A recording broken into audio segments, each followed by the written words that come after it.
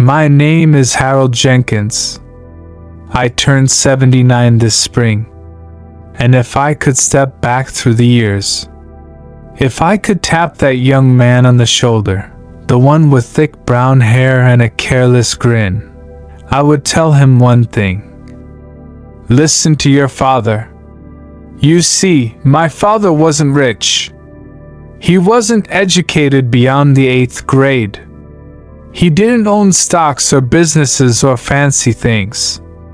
But he understood something I did not. He understood that money is not about numbers. It is about time. And time is everything. My father was born in 1910. He worked as a mechanic in a small town in Ohio. Grease under his fingernails, calloused hands, a lunch pail that smelled faintly of oil and bread. Every Friday night after payday, he would sit at our small kitchen table, the radio humming softly in the background, my mother washing dishes, and he would pull out a small tin box. It wasn't special. It once held cookies. But inside that box were folded dollar bills and coins. He called it his rainy day fund. Harold, he'd say, tapping the lid, put 10% away first. Before candy. Before fun. Before anything. I'd nod. But in my mind, I was already at the corner store. Soda pop. Baseball cards. Comic books. 10% felt small. But saving felt smaller. And that was my first mistake. When you're young, tomorrow feels endless. I graduated high school in 1962. Got a factory job making car parts. $2 an hour. To a 20-year-old boy. That felt like wealth. I bought new clothes. Took Betty on dates. Drove a shiny used Mustang by 25. My father would shake his head gently. You're living for today, son. And I would laugh. Because tomorrow felt far away. That's the trick of youth. You think time will always wait for you. By 30, I had 2 boys. A mortgage. Car payments. Then 1973 came. The oil crisis hit. The factory laid off half its workers. I was one of them. 6 months without steady work. 6 months of watching my wife stretch beans and rice into miracles. 6 months of pretending I wasn't scared. And do you know what hurt the most? Not the empty pantry. Not the patched jeans. It was opening my wallet and realizing there was no cushion, no emergency fund, no 10% saved. My father had tried to warn me. Rain always comes. Always. During those months, I learned something about productivity. When you don't have savings, your time becomes your currency. I made a rule. Every morning I wrote down 3 tasks. Find work. Fix something for someone. Bring in any money possible. I mowed lawns. Fixed sinks. Repaired engines in neighbors' garages. I learned to focus. No drifting. No television. That's when I discovered something powerful. Productivity isn't about being busy. It's about being intentional. But I learned that lesson under pressure. And pressure is a cruel teacher. I wish I could say that layoff permanently changed me. It didn't. When the 80s came and the economy improved, I got promoted. Pay doubled. And instead of saving more, We upgraded the house, used credit cards, financed furniture. Life is meant to be lived, I told myself. But debt is a quiet chain. It doesn't snap loudly. It tightens slowly. By 1990, we owed nearly $50,000. Interest ate our paychecks like termites in wood. My father, retired by then, lived modestly off his pension and that tin box discipline. He never looked stressed. I always did. Then came 2008. The factory shut down for good. I was 65, supposed to be retiring. But I had no real nest egg. Social Security covered groceries. Barely. We sold our home, downsized to a small apartment. I watched friends take cruises. We clipped coupons. There is a special kind of regret that comes when you realize you had decades to prepare. And you didn't. The systems I wish I had followed. Let me speak plainly now. These are not theories. These are scars turned into lessons. 1. The 10% rule. Save it first. Not what's left over. First. If you earn $500, save $50. If you earn $50, save $5. When I finally started this at 40, it changed everything.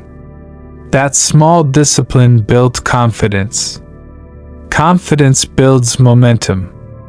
Momentum builds wealth. But start early. Because time multiplies discipline. 2. The emergency fund.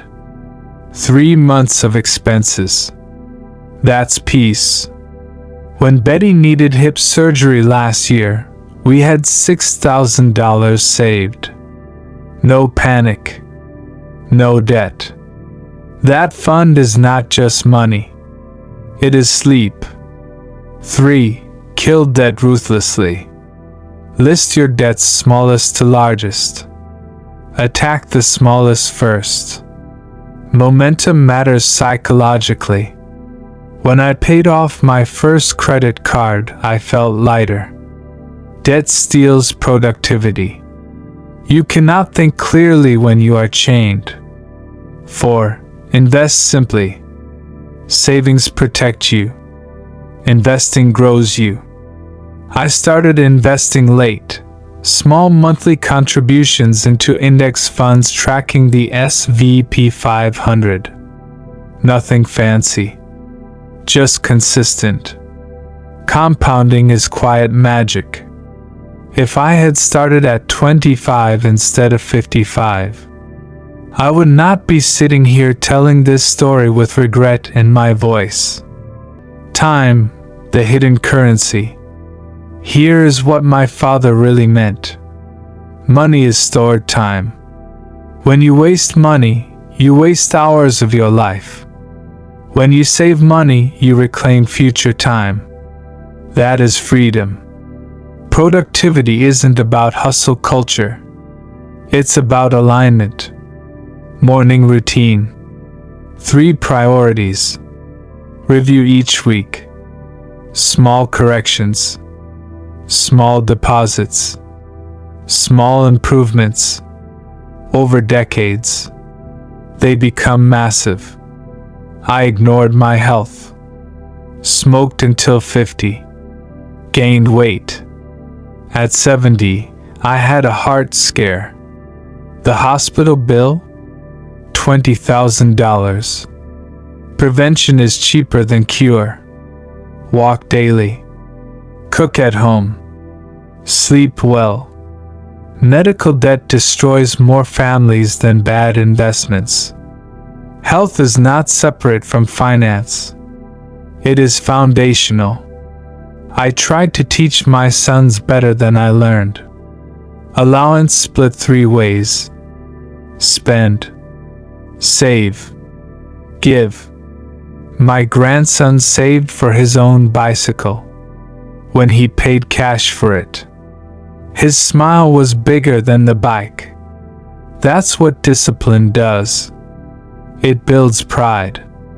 In my 60s, I learned welding at a community college. Even at that age, new skills brought income. Never stop learning. Every skill increases your earning power. Every skill gives you options. Options are financial oxygen. After my father passed, we found his tin box. Inside, $10,000. Slowly saved over decades. No inheritance of millions, but something greater. Proof. Proof that small, steady discipline wins. I cried. Not because of the money, but because I finally understood. He wasn't saving cash. He was building security. And I had dismissed it for comic books and Mustangs. If you're young, start now. Even if it's $5. Even if it feels pointless. Time will do the heavy lifting. Not you. If you're middle-aged, it is not too late. Cut one expense. Add one income stream. Automate savings. Review monthly. Intensity can compress time. If you're older, do not drown in regret. Use your story to guide someone else. That is wealth too. At 79, I do not crave luxury. I crave peace. Peace comes from preparation. Preparation comes from discipline. Discipline comes from small daily decisions. My father tried to give me that peace early. I waited. Do not wait, because tomorrow feels far away, until suddenly it isn't. If this old man's story reaches you, take one small action today. Open a savings account. Write 3 priorities. Cancel one unnecessary subscription. Start. Just start. And maybe, when you're 79, you'll sit in your chair with gratitude instead of regret. God bless you, my friend. I'll see you again.